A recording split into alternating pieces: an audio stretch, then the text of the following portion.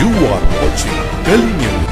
दोस्तों पगड़ी टेनेंट मुंबई की जो ज़्यादातर टेनेंट जो है पगड़ी के हैं। एक पगड़ी सिस्टम ऐसा है कि जो हमेशा जो है वो डिपार्टमेंट और लैंडलॉर्ड के चंगुल में फंसा रहता है। ना ही उसको कोई हक रहता है कि वो डेवलप कर सके। डायलेप्टेड बिल्डिंग हो जाती है और जब बेचने जाते हैं तो वो जो 33% का सिस्टम है वो चलता है। यानी कि पगड़ी वाले जो रहते हैं और ज़्यादातर मुंबई में पगड़ी वाले बहुत रहते हैं। तो उनको लेकर एक गवर्नमेंट का जो जीआर आया है 970 बिल्डिंग्स का, और जो पब्लिक टेनेंट है, जो पगड़ी के जो टेनेंट हैं उनके लिए एक संस्था बनाई गई है पगड़ी एकता संघ, जो कई सालों से काम कर रही है। आज आजाद मैदान में मोर्चा रखा है उन्होंने। बात करते हैं। सर आपका नाम?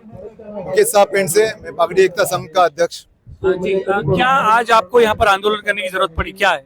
देखिए, ये आंदोलन आज का नहीं है, पिछले 40 वर्षों से यही चल रहा है। अभी 40 बरस पहले चैप्टर 8 103B जो आया हुआ था कि आप 100 टाइम्स रेंट भरिए और आपको घर मिल जाएगा, वो फेल हो गया। आपका ओनरशिप हो जाएगा।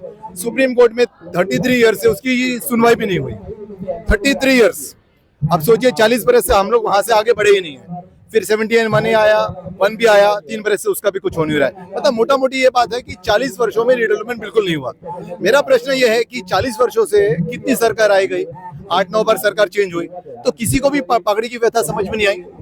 पगड़ी आज से प्रॉब्लम में नहीं है, पिछले 40 वर्षों से 2 पीढ़ी उसकी खत्म हो गई, लेकिन ये व्यथा किसको समझ में नहीं आ रही है। तो ये व्यथा समझाने के लिए और आज ये लड़ा लेने के लिए पगड़ी एकता संघ स्थापित हुई है। और आज हम लोग पगड़ी एकता संघ मिलके ये जो अन्याय है इसके खिलाफ लड़ेगी। आज हम लोग की एकदम प्रमुख मांगनी ये है कि 1960 से पहले की जो बिल्डिंग है उस सारी बिल्डिंग्स को आप न्यू जीआर लाके रिडेवलपमेंट कर दीजिए, क्योंकि जब तक ये जीआर नहीं आएगा रिडेवलपमेंट स्टार्ट नहीं होगा। आप बोलेंगे बिल्डिंग डेंजरस है, नहीं डेंजरस है। देखिए, ये अभी डेंजरस है या नहीं है इसका मामला ही नहीं है, ये ह्यूमन राइट्स वायलेशन का मामला है।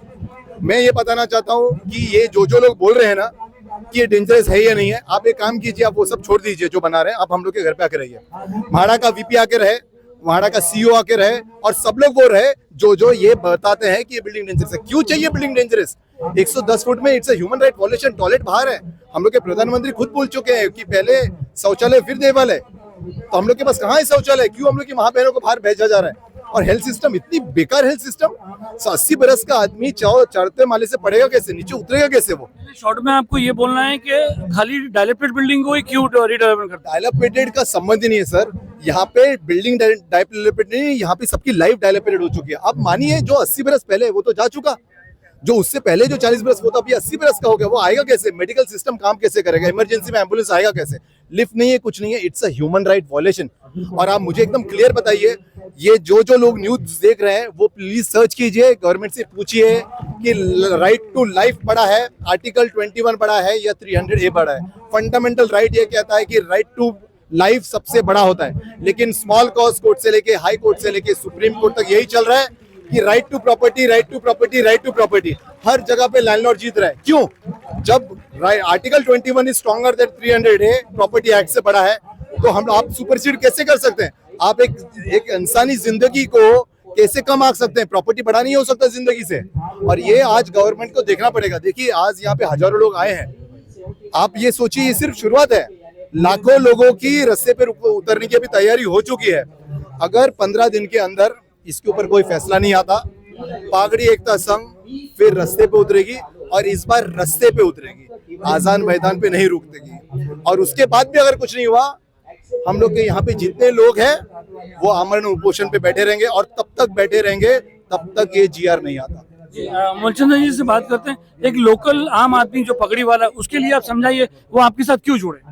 सबसे पहले तो मैं दिल्ली न्यूज़ का आभार प्रकट करूंगा, जिन्होंने विदाउट फियर एंड फेवर पगड़ी टेनेंट के लिए अभी तक जो भी वीडियो और डिटेल्स प्रकाशित की मीडिया में, जनता को पता चला, और उससे जनता पगड़ी टेनेंट सभी जागरूक हुए हैं। कुछ मेरे साथ जुड़े, उसके बाद सुप्रीम कोर्ट तक लैंडलॉर्ड हारने के बाद में भी आज हमारे को हाई कोर्ट की इंक्वायरी कमेटी के आधार पे हमारा रीडेवलपमेंट नहीं हो रहा है। हमने म्हाडा ने बोला आप रीडेवलपमेंट करो, हमने प्रपोजल डाल दिया। म्हाडा ने कहा आप एक्सेस पैसा भरो, हमने 18.5 लाख रुपए भर दिए। हमारी गलती कहाँ है? सुप्रीम कोर्ट से लैंडलॉर्ड हारने के बाद में हमारी बिल्डिंग को डिमोलिश किया गया है, और हमारे साथ जुड़ी है पगड़ी एकता संघ। अब सब पगड़ी एकता संघ के सभी टेनेंट मिलके शासन को बताएंगे हमारे अधिकारों के लिए हमारे को अधिकार मिलने चाहिए, वरना हम रास्ते पे उतरेंगे। यथा राजा तथा प्रजा। अगर प्रजा दुखी है तो शासन को इसके ऊपर परिवर्तन लाना होगा और लाना ही होगा। मैडम आपका नाम? मैं विनीता राणे। मैडम एक बात बताइए, एक आम आदमी जो टेनेंट है गली के कोने में बिल्डिंग के अंदर पगड़ी, वो आपके साथ जुड़ेगा, उसको क्या क्या सुरक्षा मिलेगा आपकी तरफ? आज की स्थिति में तो पगड़ी एकता संघ में जितने भी लोग जुड़े हुए हैं, हम लोग चाली के लिए काम कर रहे हैं, सेल्स बिल्डिंग जो है उनके लिए काम कर रहे हैं। हमारी डिमांड एक ही है कि आज तक मतलब चैप्टर 8A 103B जो मुकेश सर ने बताया, जैसे सुप्रीम कोर्ट में पेंडिंग है, 79A को भी सुप्रीम कोर्ट में चैलेंज किया गया है, ये सब चलता रह रहा है क्योंकि जीआर जो है वो एक सर्वसमावेशक जीआर नहीं निकल रहा है, जिसमें हर एक स्टेक होल्डर को कंसीडर करना चाहिए। जैसे बीएमसी है, टाउन प्लानिंग है, नगर विकास है, हाउसिंग है, कोऑर्डिनेशन नहीं है। लैंडलॉर्ड का जो डिमांड है उसको कंसीडर करो, टेनेंट्स के जो डिमांड है उनको कंसीडर करो, और उनको सबको मिला के एक सर्वसमावेशक शासन निर्णय डिक्लेयर होना चाहिए था, जो पिछले कई सालों से नहीं हो रहा है। हर एक पॉलिटिकल पार्टी आ रही है, सत्ता के लालच में वो लोग जीआर निकाल रहे हैं, लेकिन वो जीआर का कुछ भी स्टडी नहीं हो रहा है, उसका फॉर्मेशन ठीक से नहीं हो रहा है। अल्टीमेटली इम्प्लीमेंटेशन के पहले ही वो जीआर सुप्रीम कोर्ट में चैलेंज किया जा रहा है, जिसमें सफर हो रहा है अल्टीमेटली कॉमन मैन। मूल मुंबईकर जो हम लोग बोलते हैं, ओरिजिनल मुंबईकर जो है वो चाली में आज सफर हो रहे हैं। कोरोना में सबसे ज्यादा तकलीफ जो कॉमन टॉयलेट यूज करने वाले चाली के लोग हैं उन्होंने सही है। आज हमारी माँ बहनें, हमारे जो एजेड सीनियर सिटीजन है, वो डायपर लगा कर रह रहे, कॉमन टॉयलेट यूज कर रहे हैं, which is not a dignified life at all. So you want a redevelopment? So we don't need the redevelopment. What we need the appropriate unified GR, which will impossible us to redevelop the building, which will not be challenged in any court, and for that government has to be the part of all this process. मैं आपसे पूछना चाहूंगा कि अभी बीच में बहुत सारे court के ऑर्डर है जो लैंडलॉर्ड के फेवर में आए हुए हैं। पगड़ी जैसे कि लैंडलॉर्ड को अगर जरूरत पड़ती है तो वो एक्वायर कर सकता है, इसके बारे में आप क्या करना चाहेंगे? Sir there is a difference between judgement and justice. ये जजमेंट और जस्टिस के बीच में बहुत फर्क होता है। आप मुझे बताइए, जब 4 बिल्डिंग का जब केस चल रहा था, 935 बिल्डिंग को क्यों उसमें लपेटा गया? आप 4 बिल्डिंग का केस सुनवा रहे थे, तो आप 4 बिल्डिंग की बात करते हैं। आपने क्या किया? आपने बोला कि 935 के 935 अनवैलिड है। आप मुझे, मैं हाईकोर्ट इनवैलिड है, क्या इनवैलिड है? 7 जो स्टे लाया है, जो 79A के ऊपर इन्होंने जो स्टे ला दिया। हाँ, 4 मैं आप लोगों को बता दूं 79A ये है कि अगर लैंडलॉर्ड नहीं बनाता है तो जरा मंचानी साहब 79A में पहला चांस मिलता है लैंडलॉर्ड को 6 महीने के अंदर रीडेवलपमेंट करने का। अगर लैंडलॉर्ड फेल हो जाता है तो दूसरा ऑप्शन सेक्शन 79A1B में टेनेंट को मिलता है, जो कि हमने प्रपोजल डाला। उसके बाद अगर हम टेनेंट भी फेल हो जाते हैं तो 79A1C में माड़ा एक्वायर करती है। तो ये है प्रावधान जो कि चैप्टर 8 में सेक्शन 79A में 2022 से अमेंडमेंट हुआ है। हमारे केस में 79A1B में प्रपोजल डालने के बाद में भी, सुप्रीम कोर्ट तक लैंडलॉर्ड हारने के बाद में भी, हमारे मैटर को क्यों वर्ड एब इनिशियो में डाला गया?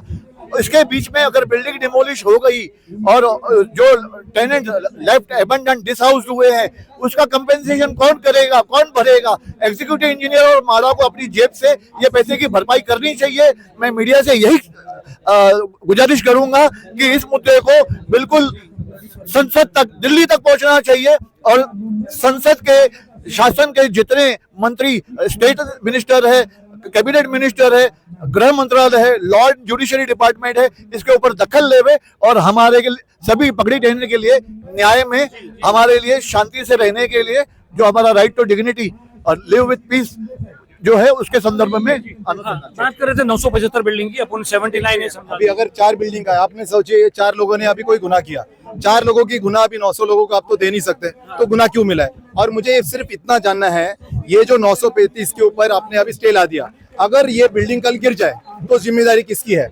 इसका जान माल का धोखा होगा ही होगा, बिल्डिंग गिरेगी तो जिम्मेदारी किसकी है? ये कोर्ट तो हम लोग खेलते रहेंगे, लेकिन अगर किसी का जान चला जाए, महाड़ा बोलेगा कोर्ट में, गवर्नमेंट कहेगा कोर्ट में है, और जान जाने वाला क्या? और मैं आपको ये बता दूं, मैं पूरे प्रेस में ये बात बता दूं, पूरे प्रेस में आप ये चलाई है, अगर कोई बिल्डिंग गिरती है तो MHADA should be charge with murder. It's not an accident, this is not an accident, because हम लोग बोल रहे हैं कि बिल्डिंग डेंजरस है, बिल्डिंग गिरेगी, और अगर कल बिल्डिंग गिरने के बाद आप ये नहीं छापना कल जाके कि बिल्डिंग का कोई ये बोलते हैं ना कि एक्सीडेंट हो गया करके, this is not an accident, this is the day light murder. बहुत बहुत शुक्रिया। देखिए ये जो पगड़ी सिस्टम है जो आपको बताया कि कैसे अभी ऑर्डर्स आ रहे हैं पगड़ी सिस्टम्स के, तो उनको लेकर ये यहाँ पर जो है आंदोलन आज़ाद मैदान में किया गया। इनकी डिमांड है कि जो 79A है जो 975 बिल्डिंग को क्यों किया गया है, अब गवर्नमेंट देखते हैं इसमें आगे क्या करती है। सलीम शेख, गली न्यूज़।